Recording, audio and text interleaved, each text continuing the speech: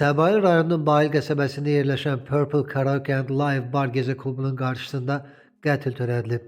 Doğru xəbər Azərbaycan bildirir ki, müştərilər arasında baş verən mübahisə qanla bitib. Yanvarın 1-i gecə saat 2 radələrində 36 yaşlı Məcidovla 32 yaşlı Emil Rəcəbi arasında klubda mübahisə yaranıb. Daha sonra obyektin qarşısında Məcidov Rəcəbini bıçaqlayıb. Ağır xəsarətlər alan sonuncunun həyatını xilas etmək mümkün olmayıb. O xəstəxanaya aparılarkən yolda ölüb. Hadisəni törətməkdə şübhəli bilinən Məcidov polis əməkdaşları tərəfindən saxlanılaraq istintaqa təhvil verilib. Faktla bağlı Səbail rayon prokurorluğunda cinayət məcəlləsinin 120.1 qəsdən adam öldürmə maddəsi ilə cinayət işi başlanıb, hazırda ilkin istintaq hərəkətləri davam etdirilir. Doğru xəbər Azərbaycan News 24 aza istinadən xəbər verir ki, Emil Rəcəbli sözü gedən klubun administratoru olub.